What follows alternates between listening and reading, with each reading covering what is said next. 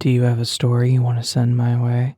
Go to astheravendreams.com/submit, or check the links down below, and of course, thank you.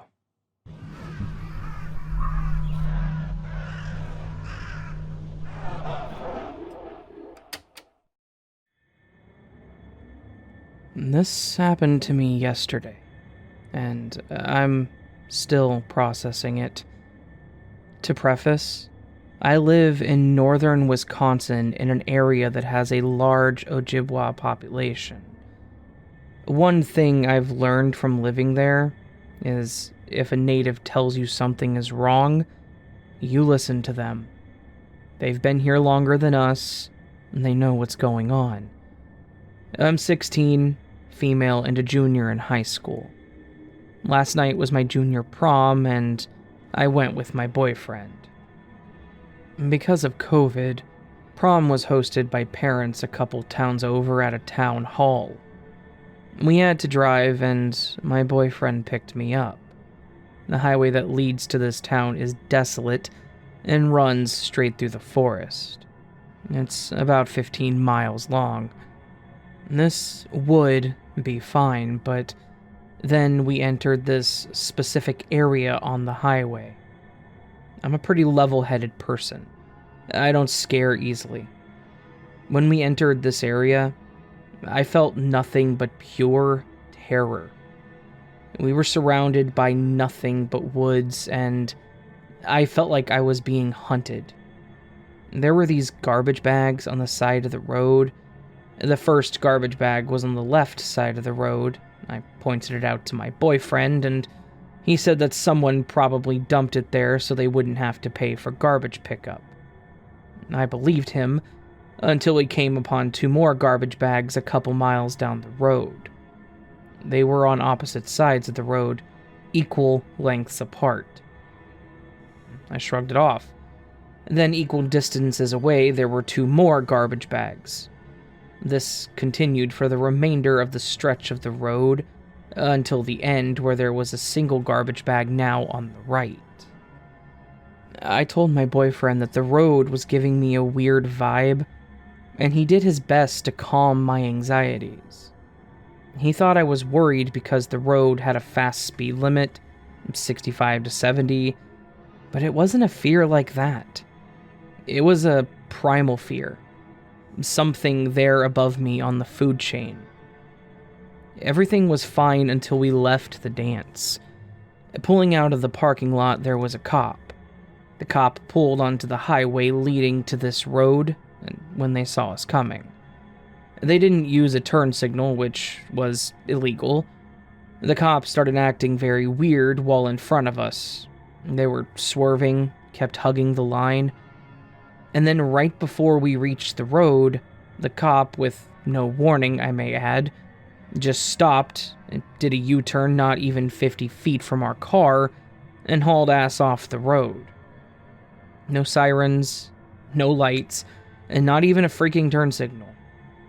My boyfriend and I were weirded out. It didn't help that this road was pitch black and the only light was his car's crappy high beams. We then entered the road, and, again, I was terrified. After passing the first garbage bag, the sense of primal fear returned. I wanted out. I started shaking and crying, and again, my boyfriend did his very best to comfort me. He suggested pulling over until I calmed down, but I refused. In that moment, I was sure that if we pulled over, we would die. I just kept repeating the phrase, "Something's not right here." He then stepped on the gas. Being 9:30 to 10 at night, we were the only ones on the road. Off in the distance behind us, we saw a glowing pair of LED brights. They were pulling up on us fast. And might I keep you in mind that the speed limit here was 65 to 70. And this car was going at least 85 to 90. And this driver was none other than the cop from before. And this cop, again, no sirens or lights, sped right past us and off into the distance. Something in my gut told me that whoever was in that car was feeling the same way that I was. Nothing changed for a bit. My boyfriend talked me down and I was calm. But then suddenly, I felt that terror again. It was stronger than ever. I started having a panic attack and screaming. I was crying and begging my boyfriend to leave because something was wrong. Then I looked out my window, and I saw them. There were 5 to 10 little creatures coming out of the woods. One of them looked me right in the eyes, and I knew this thing was a predator. They were a bit larger than a raccoon and walked on all fours, completely hairless. They looked humanoid and wrinkled. Imagine the top half of the Fuji mermaid, but larger and not dried out. Another way to describe them, it would be a smaller version of the rake. They had eyes that reflected the light or that glowed in the dark. They were skinny and frail looking. I screamed and I begged my boyfriend to keep driving. He obliged and did. Eventually, we left that road and got back to a more populated area of the highway. He pulled over and began to comfort me. I was having a panic attack. I tried to tell him what it was I saw, but I just couldn't. I told him that I saw a malformed raccoon. He just laughed it off. We returned to my house and I was terrified. I had explained to my mother that something was wrong with that road. She shrugged it off, but allowed my boyfriend to stay the night, which made me feel better that he didn't have to leave and got to stay at my house, away from the woods and those things. My dad, whom we told about the cop, said the cop was just trying to rouse us, that he was hoping that we would make a mistake and they could ticket us for it. I'm not sure if that's true. I called my best friend today. My BFF is Ojibwa, who practices the beliefs and cultures. When we were talking, I couldn't help but spill. I told her about the creatures in the woods, and the cop, and the trash bags. She sounded worried. She said the trash bags were most likely from people who volunteer to clean the highways, which I can agree with. They were clear bags, I could see trash in them. She was worried more so about the creatures. She started asking me questions. She asked if I was on my period. She asked about the spiritual healing practice my mother takes me to. She asked about if I had tried to contact a spirit, or if I tried to play with something dead. I told her about the natural healing. My mother has me doing NAET for my allergies, and that I hadn't tried to play with the dead. I told her that that day was the day after my period had just finished. She told me in a concerned voice that the NAET may have opened my third eye, and that those creatures may have been attracted to me because of my period. She told me that she was going to give me sage, and that I needed to use it. She asked me to redraw what I saw, and I did. I sent the picture to her. She said it was weird, but that I should be safe. I'm still shaken up. Those things wanted me and were out for blood. I don't think I'll ever go there again.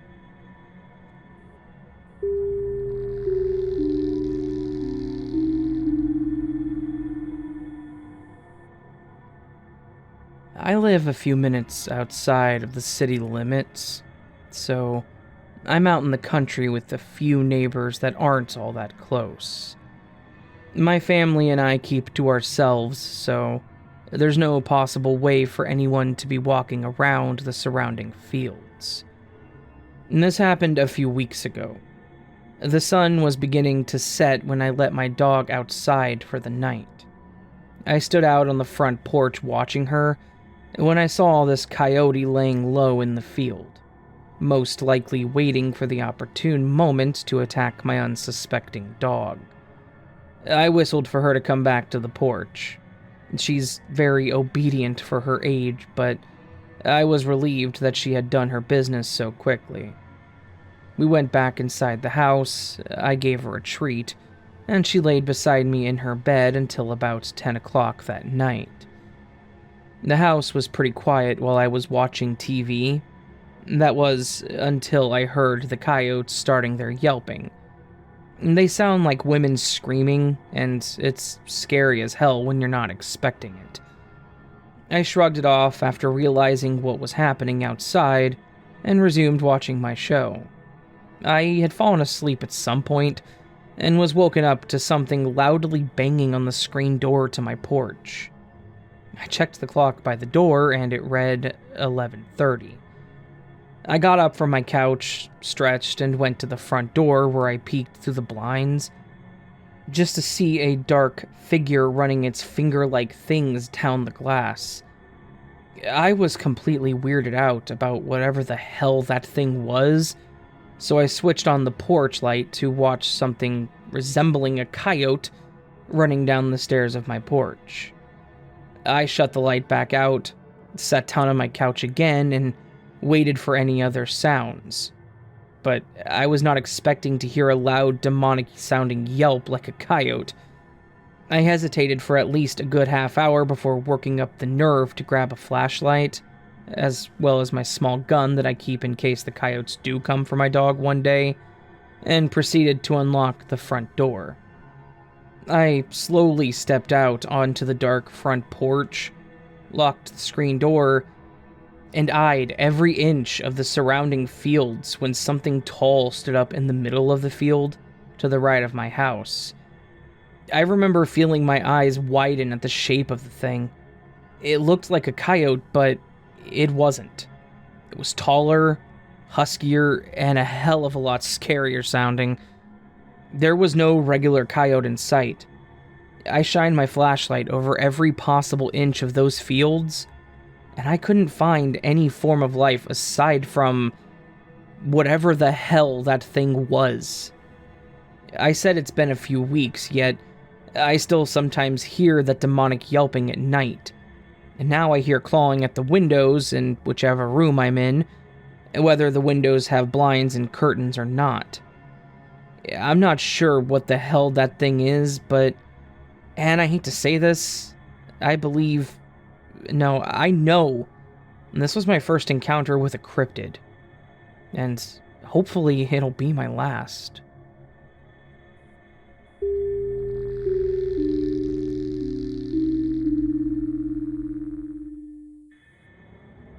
For reference, I am a female, and this is something that happened to me about 26 years ago, when I was 22, and living with my mom and stepdad in a small community known as Juniper Woods Ranch, which sat just outside of a small town in Arizona.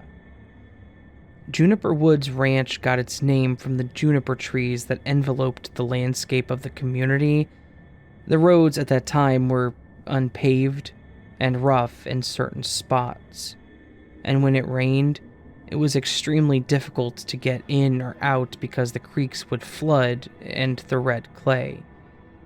Anyway, one day my friend Marilyn, who lived about 2 miles further up from where we lived, came over and asked me if I wanted to spend the weekend with her at her place, and if I wanted to go to Jerome with her the next day. I said yes, that sounds like fun, so I packed up some things and we got into her truck and drove off towards her house. Now, the further you get back into Juniper Woods, the more isolated and scarce the population becomes, and now you are surrounded by nothing but trees and silence. When we got to her house and settled in, and we began to talk about different things that girls talk about. Later that evening, as she was cooking dinner, I decided I would go and explore around her property and just enjoy the quiet and beauty of my surroundings. The whole time I was outside, the air felt heavy, and I always felt like something was watching me. I just felt completely uneasy. Well, anyway, Later, we ate dinner and she asked me if I wanted to watch a movie, and I said sure thing. So, she asked me if I had ever seen the movie The Howling, and I told her yeah, I think once. She said great, that's the movie we're watching, and I go cool. She puts the movie in, and she goes into the kitchen to make us some popcorn and something to drink, and when she returned, she started the movie. We started watching it, and now I remember why I only watched it once. There's just something about The Howling that unnerves me, and literally scares me to death. I don't know. Maybe it's the way it invokes almost raw and pure fear inside of me, and that's why I won't watch it. Even to this day, I still have nightmares. Well, after the movie was over, she said, "We need to go to sleep.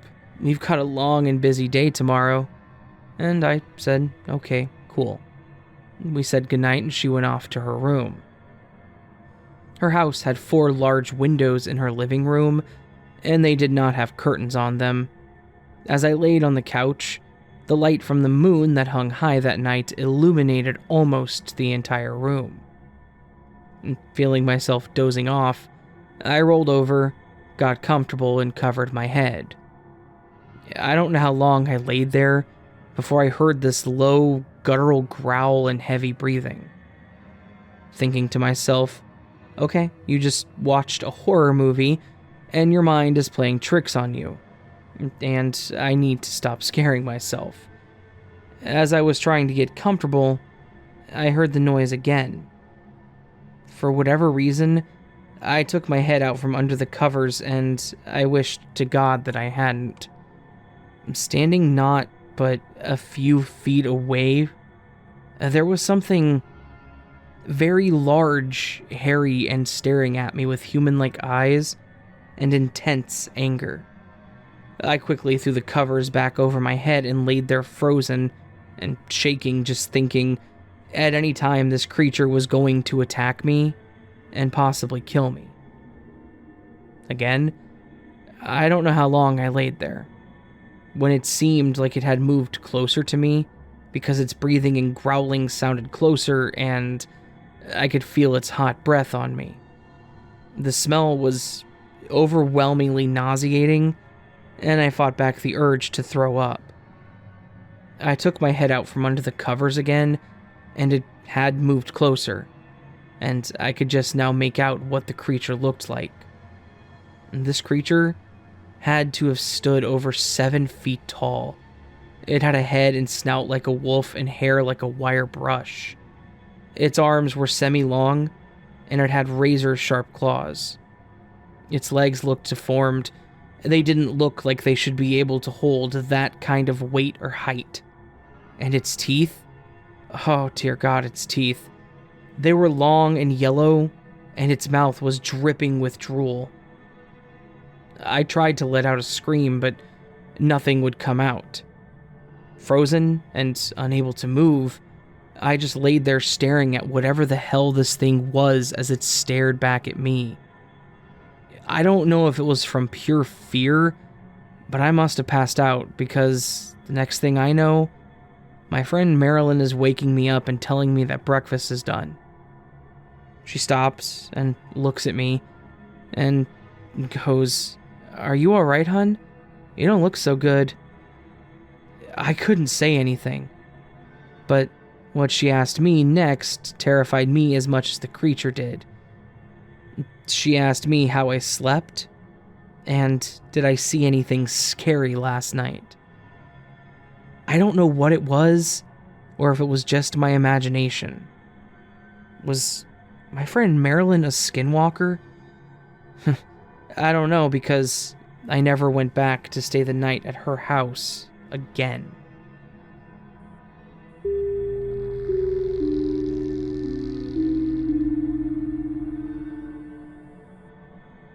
This story takes place at a church camp, which is sort of like a Christian summer camp, when I was 8 years old. It started at night when I was trying to sleep. It was hot, and I felt like something heavy was sitting on my chest. Not like a weight, but like a hand. I could feel each individual finger pressing down, almost like it was trying to pierce my chest with its fingertips. When I opened my eyes, I was so scared that I almost burst into tears right then and there. But I felt like if I did, something even worse would happen. Not just to me, but to the other kids in the room with me as well.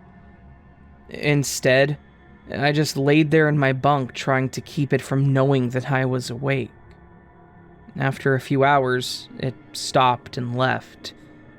What I saw when I opened my eyes was a tall, skinny figure with long arms. It had black eyes with red pupils that almost glowed in the dark. It had large hands with slender fingers, and a mouth so wide that if it opened its mouth, it would look like a hole. When I woke up in the morning, I felt a burning sensation on my chest. When I looked, I saw red marks where the thing had touched me. Things were pretty much normal until the middle of the day, when everyone would go to the main building where we would all attend church and pray.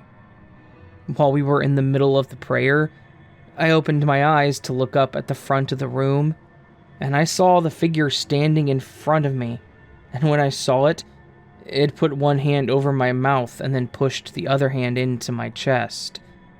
It didn't tear a hole into my chest, instead, it just went inside like it wasn't there, but I could still feel it inside my chest. Its hand wrapped around my heart, not squeezing feeling, but a burning feeling. Almost like a red-hot fire poker touching bare skin. I was crying the whole time, trying to pull its hand out of my chest, but I wasn't strong enough, and it only stopped after the prayer was over. It just disappeared and was gone, but I could still feel the burning sensation in my chest after we were done with church for the day. It continued like normal, like the thing was done doing what it needed to. After this incident, I never went back to church camp again, and I also stopped going to church because I never wanted to see that thing ever again, and to this day, I'm happy to say that I haven't seen it since.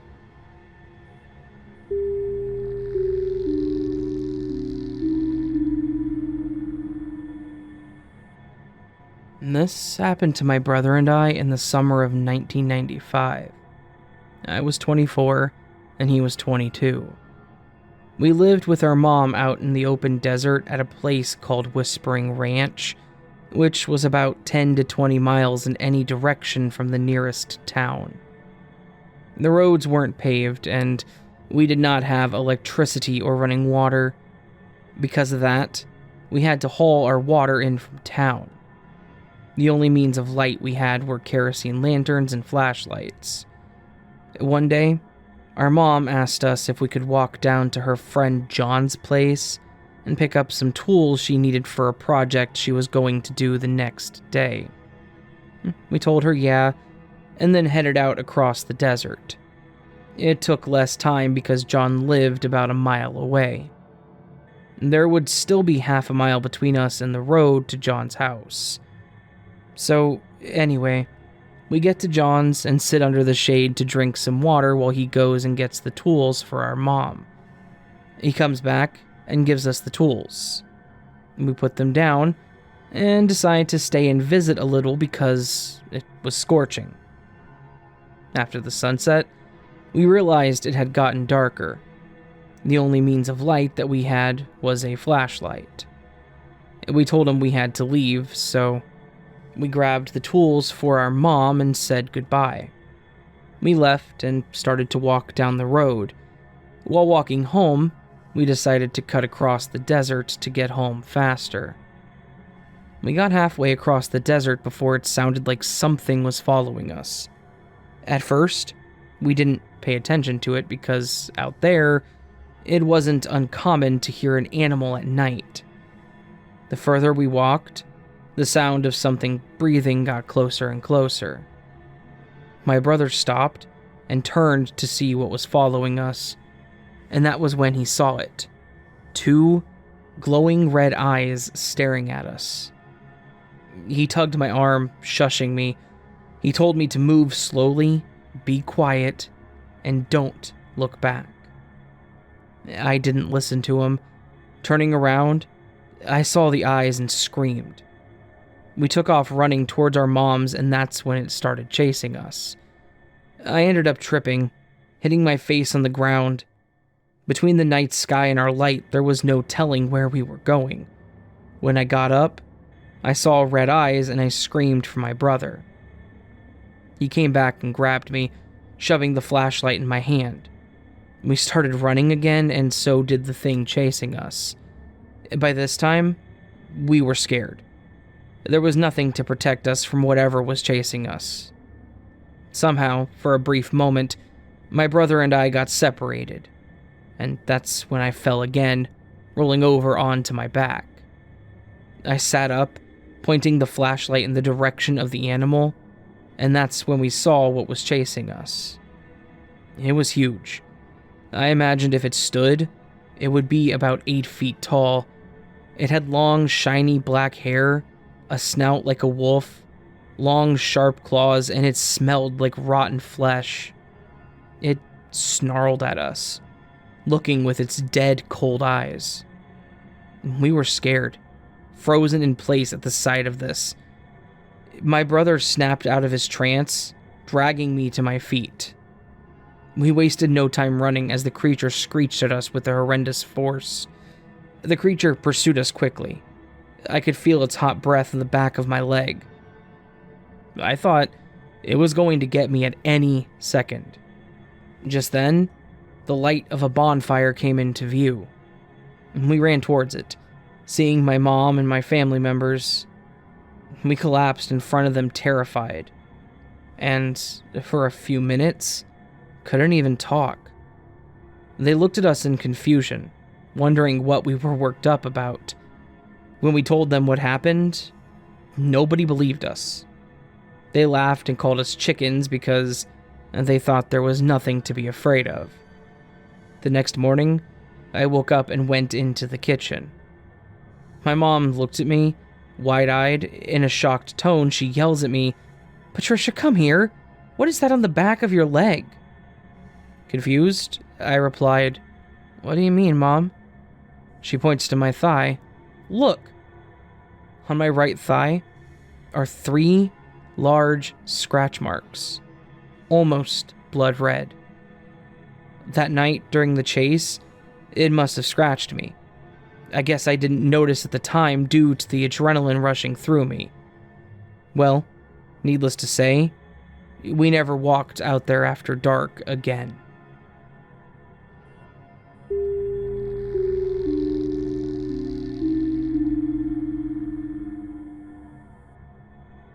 So, when I was 8, I had an encounter with a black-eyed kid.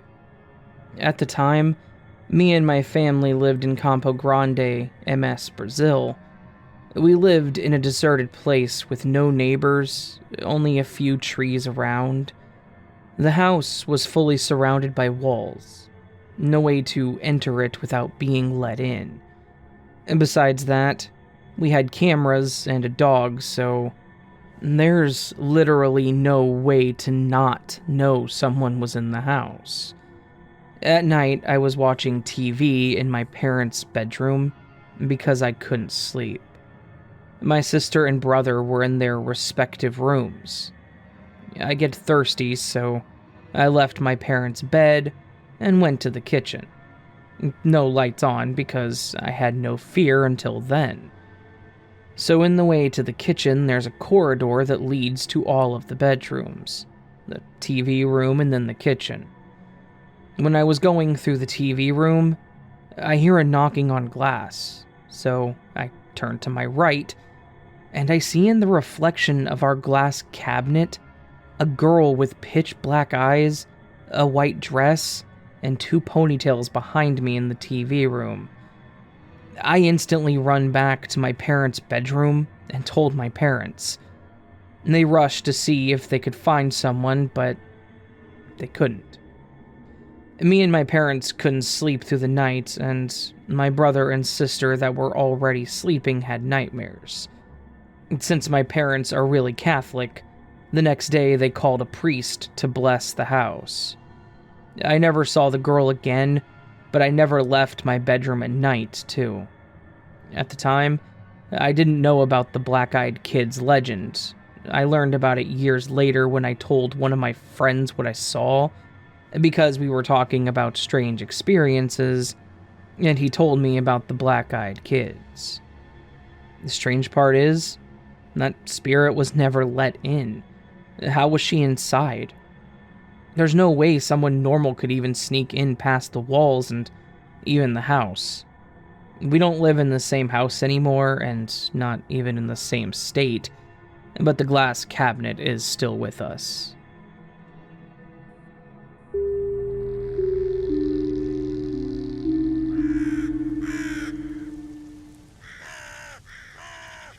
So that was a collection of cryptid stories. Hopefully you all enjoyed this video. If you did, please go down a little bit below the video, hit that comment button, and leave me a comment. Let me know what you thought. Which story was your favorite, if you had one? If not, just be all like, hey, all the stories are great and I really liked it, thanks, bro. And if you didn't like it, be like, hey, I didn't really like this one, thanks, bro. Or if you are indifferent, be like, meh, I'm indifferent, bro. I'd appreciate it. Anything you want to do, it's up to you, really. Your beautiful face and beautiful hands can put whatever words you want to put, and I'll probably heart it, thumbs up it, maybe comment back. Most of the time I do. Most of the time. Not all the time, but most of the time. Anyways, if you did enjoy this and would like more content like this, or content that is so different, it's like comparing birdie birds to refrigerators, consider subscribing to the channel if you're new, and also hit the thumbs up button. If you're not new to the channel, still hit the thumbs up button, but, you know, thank you for not being new, I guess. I don't know. Newbies are always welcome as well, so really, that sentence didn't make a whole lot of sense. If you want early access to my content, however, this is a totally different topic, you can hit that join button down below, or go to patreon.com/astheravendreams and subscribe on my Patreon. For literally $1 a month, you get early access to pretty much all of my content. Sometimes I drop them the day of, and early access isn't that early in that case, but most of the time, like 93% of the time, it's early, by several days actually. I was ahead until the AC broke, and now I'm not anymore, but we don't go there. Anyways, I love you all. I hope you know that. Hope you know you're valid, you're loved, you are appreciated, and if I could, I'd give you a hug, and I would tell you everything will be okay. But I can't, so I'm just going to put my mouth up to the microphone as close as I can and tell you everything will be okay. So in 3, 2, 1, everything will be okay. Alright, now everybody have a great day. I will see you in the next video, but until then, sleep well.